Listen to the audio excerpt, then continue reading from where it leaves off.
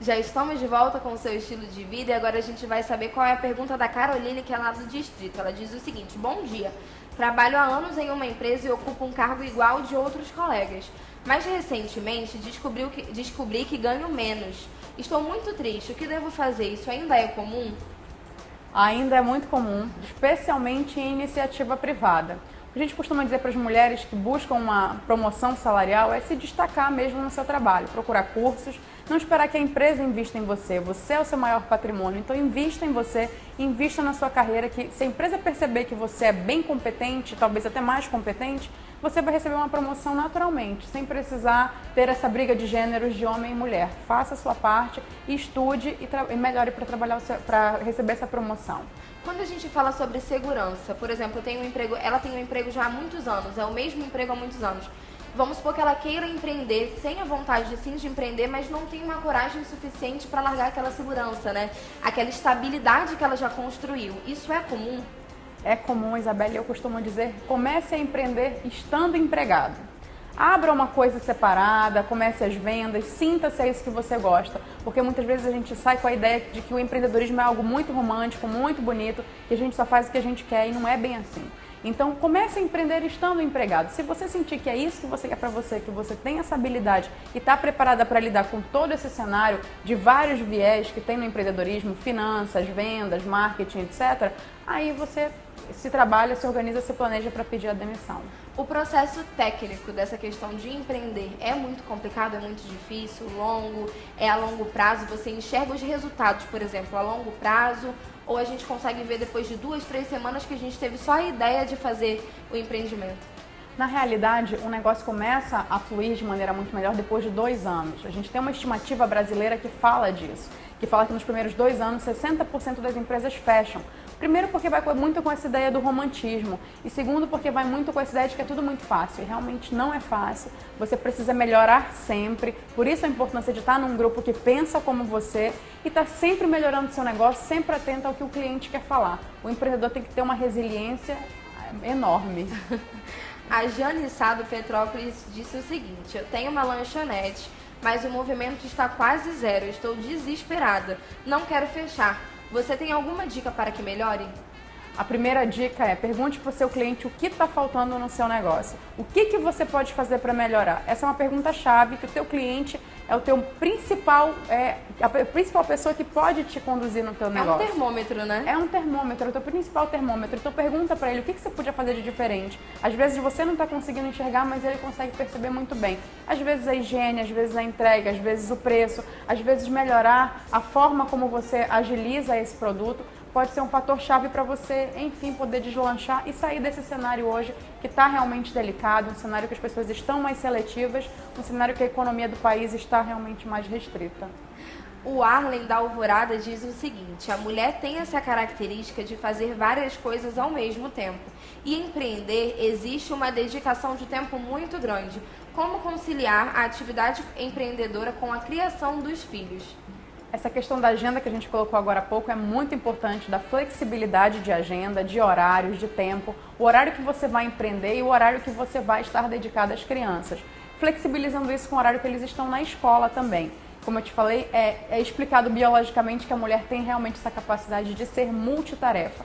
E ela trazer isso para o empreendedorismo permite ela se realizar enquanto mãe e enquanto carreira de empreendedora. Essa questão social é muito presente mesmo, né? Porque a gente percebe que as pessoas têm uma preocupação muito grande em relação à família. Que na realidade o papel da mulher sempre foi essa questão do equilíbrio familiar, sempre foi o cuidado pela sua família. E aí agora ela está alcançando outros momentos, outros lugares, enfim, outras questões, outros espaços. E aí as pessoas têm medo que esses espaços tomem o espaço da família que sempre existiu e que algumas pessoas até enxergam que sem ela não adianta, não consegue ser equilibrado, né? É verdade. Os homens têm medo pensam que podem ser inúteis, né? Uma mulher que fica muito à frente de tudo, de repente pode... Onde é que está a minha utilidade? Onde está o meu espaço? Exato. E as nossas avós, as nossas bisavós, que traziam muito essa cultura da mulher ser essa cuidadora. Mas ela não precisa deixar de ser. Ela só precisa conciliar e se o homem ajudar, ela vai conseguir. Algum dia ele leva para babá, para o pediatra, em outro dia ela leva, outro dia ele pega na escola, outro ela pega e eles conseguem conciliar. E ele também estar muito presente. Hoje o homem quer estar muito presente na criação dos filhos também. Tem que ter disposição, né? Tem que ter muita disposição, fazer exercício físico e se alimentar bem para poder conseguir ainda fazer tem o exercício físico, ainda tem a alimentação, aí tem o empreendedorismo, é realmente muita coisa. Mas a gente consegue conciliar de alguma forma. A gente consegue. E os filhos? Quando os filhos veem essa mulher crescendo de uma forma diferente, num ambiente diferente, em espaços diferentes, essa criança ela vai começar a se acostumar com uma realidade um pouco mais avançada ou um pouco mais moderna do que aquela que a gente já conhece de algum tempo atrás? Tem um estudo também, Isabela, que coloca aqui mães empreendedoras são propensas a ter filhos empreendedores, porque ela traz essa dinâmica para casa. O filho passa a ver o trabalho não como um fardo, mas como uma realização, porque aquela mulher está sempre muito motivada e ela traz isso para as crianças e eles acabam crescendo querendo montar uma empresa. Então tem um estudo, inclusive, que coloca isso, a mulher traz sim isso para o ambiente familiar e os filhos ficam muito mais encantados com essa vontade de construir, que já é muito natural da criança. A gente vê até nos filmes, inclusive nos filmes infantis, normalmente é a limonada, né? A criança junta aí um grupo de amigos, quer, não sei, fazer alguma coisa, comprar um doce e aí eles vão vender limonada. Já é famoso esse estereótipo, esse exemplo que a gente encontra nas literaturas até. E é interessante que a gente deixe a criança fazer parte desse universo, que deixa ela se expressar dessa forma. Ai, mas a limonada não vai vender, ela nem sabe fazer limonada direito. Mas deixa ela participar, ela sentir o que é esse ambiente para conseguir crescer dessa forma já familiarizada, né? Familiarizada, sabendo o valor do dinheiro, quanto custa, quanto eu vendo, quanto sobra, porque você vai criar uma criança, inclusive, mais consciente na hora de pedir um brinquedo dos pais e tudo mais. Porque uma vez que ela veja, nossa, eu faturei R$1, mas eu tive 80 centavos de despesa, só sobrou 20 centavos, então não é tão simples assim, não é tão fácil assim. Quando eu pedir do meu pai, eu tenho que ter essa consciência. Então é interessante também você utilizar para a educação financeira. E isso é interessante, Mayara. A educação financeira não é ensinada nas escolas, né? Nem todas as escolas ensinam e nós não temos uma disciplina específica. É interessante, então, uma mãe já aproveitar todo o processo, todo o ambiente empreendedor dela para ensinar os valores para os seus filhos. É verdade, eu costumo dizer, principalmente nesse dia que foi o Dia Internacional da Mulher ontem, que a gente não pode ficar culpando a sociedade. A gente tem que perceber que nós também ocupamos uma grande fatia na sociedade e educamos a outra fatia. Então, a educação financeira e o empreendedorismo são temas abatidos de forma muito recente. E hoje estão tentando introduzir nas escolas. Vai ser muito bom quando de fato conseguirem. E a gente permitir os nossos filhos de estarem dentro desse acesso. É isso que você colocou. Não ficar, inclusive, com vergonha. Tem pais que ficam com vergonha. Meu filho está vendendo picolé. Não fique com vergonha. Incentive. Isso pode ser muito bom para ele, financeiramente falando, no futuro. Quando a gente fala sobre o empreendedorismo, a gente estava comentando aqui sobre as vendas, por exemplo, e eu comentei com a Mayara que eu não acredito que eu seja uma pessoa extremamente pronta para vender. Às vezes a gente não está pronto para exercer um papel como as vendas, por exemplo. É preciso você gostar disso e você saber um pouco disso para conseguir atingir o seu objetivo?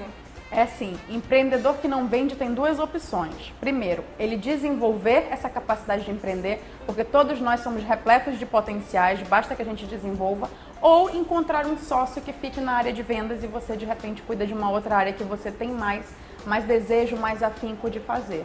A questão da sociedade é muito interessante também. Como eu escolho o sócio ideal? O sócio ideal você escolhe dentro daquela habilidade que você não tem. Você geralmente procura alguém que é parecido com você. Você tem que procurar alguém que tem uma habilidade que você não possui, mas que ao mesmo tempo você gosta, porque a sociedade é um casamento, mas um casamento muito mais delicado, porque nem todo casamento envolve ganhos financeiros, mas a sociedade envolve isso. E se não envolver ganhos financeiros é porque o negócio não está bem e logo logo vai se desfazer. Nós podemos dizer que a alma do empreendedorismo é a criatividade? A criatividade e a inovação estão muito dentro disso, sim. Mas a gente foca muito no resultado. Um empreendedor que não tem resultado não é um empreendedor, é um idealista. Então é melhor ele empreender vendendo ideias do que ter um negócio. Então você precisa ter resultados e o resultado é sim financeiro também.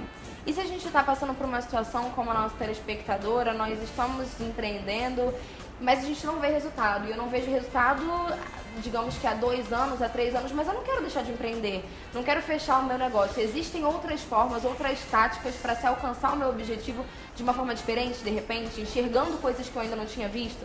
Tem sim, inclusive é isso que você colocou, Isabelle, a questão da criatividade. Se ela está percebendo que as coisas não estão indo bem e ela precisa fazer esse negócio fluir, porque inclusive é o que ela gosta, é o que faz sentido para ela, está na hora de ser criativo, está na hora de perguntar para o cliente, está na hora de procurar um Sebrae ou procurar um curso técnico que possa te desenvolver novas habilidades, de repente trazer um sanduíche diferente para o mercado e poder continuar seguindo o negócio, seguindo o teu sonho. Mayara, se eu tenho um filho, ele está na época do ensino médio, precisa decidir o que ele quer fazer e ele diz para mim que ele quer ser empreendedor. Não existe essa faculdade. Não existe a faculdade de empreendedorismo. O que eu vou fazer com meu filho? Primeiro, se o teu filho está decidido a ser empreendedor, tem que dizer o seguinte para ele: filho, você vai ser empreendedor, ok, de qual segmento? Em que você quer se especializar? Porque o empreendedorismo está dentro de todas as áreas. Eu, por exemplo, sou psicóloga, mas tem dentro da engenharia, da administração. Não existe o empreendedorismo por empreendedorismo. Você primeiro tem que ser especialista num segmento e trazer esse comportamento empreendedor, que é o de criar, o de inovar e o de fazer acontecer. E dentro das empresas? O empreendedorismo dentro das empresas existe? Ou ainda a gente ainda precisa trazer uma nova roupagem para dentro das multimarcas, por exemplo? Nós somos empreendedores? Somos. Nós produzimos conteúdos? Produzimos. Mas será que a gente está enxergando essa produção da forma que ela deveria ser vista? É muito interessante. Hoje a gente tem o Google, que é um grande exemplo de empresa intraempreendedora. Ele dá liberdade para os funcionários, dá autonomia, mas ao mesmo tempo ele cobra muito essa autonomia de volta. E ele acaba tendo muito retorno por isso. Então, as empresas também que querem ter um funcionário intraempreendedor têm que estar preparadas para isso. Porque você começa a ver o seu funcionário se mexendo muito, trazendo novidade, e você não está preparado, você vai tolir esse funcionário. E tolir esse funcionário, você de repente mata uma novidade que poderia trazer para a empresa um diferencial, ou de repente até um novo produto. Então, na realidade, os gestores também precisam estar prontos para isso. Precisam estar prontos para isso, precisam ter esse sangue empreendedor também. E as mulheres têm o seu pezinho lá na frente nessa questão, né? Tem sim, principalmente nessa questão de lidar com o outro, a gente tem essa facilidade. Mayara, muito obrigada pela sua participação, muito obrigada por tirar as nossas dúvidas e pelas suas dicas também. Vou deixar um espaço para você deixar dicas para as mulheres aí nesse Dia da Mulher. Desejo um ótimo dia pra você, feliz Dia da Mulher, atrasadinho, mas a gente ainda tá na Semana da Mulher aqui no Estilo de Vida, então não tem problema. E que bom que nós temos mulheres como você que estão por aí, além de empreender, ainda estão dividindo, compartilhando todas as experiências com outras, para que a gente realmente tenha um grupo bastante reforçado. Obrigada, Isabelle. Eu torço muito para que o Amazonas seja um país um estado muito mais empreendedor do que ele de fato já é. Tenhamos muito mais mulheres empreendendo. E o convite que eu queria deixar é para seguirem o meu canal no YouTube, Mayara Cansanção. Também tem uma fanpage no Facebook, onde eu estou sempre postando dicas de empreendedorismo, trazendo inclusive dificuldades que eu tive para essas mulheres, né, que estão querendo começar a empreender, começar a gerar renda em casa, muitas vezes passando por dificuldades.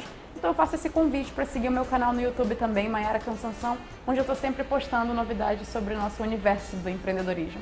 Muito obrigada. Para você que está em casa, a nossa primeira mulher do dia vai ficando por aqui. Nós temos inclusive uma mensagem do Ademar, lá de Goiânia. Ele quer parabenizar o programa Estilo de Vida e diz que assiste todos os dias. Muito obrigada, Ademar, pela sua participação. Disse, inclusive, que gostou muito da matéria da creche. Muito obrigada, que bom que a gente está conseguindo te agradar. Continue enviando suas participações, dizendo pra gente toda a sua opinião e aquilo que você quer ver aqui também. E se você quiser continuar com a gente, eu tenho certeza que você quer, continua aí, porque depois do intervalo nós vamos conhecer a segunda mulher do dia aqui no Estilo de Vida.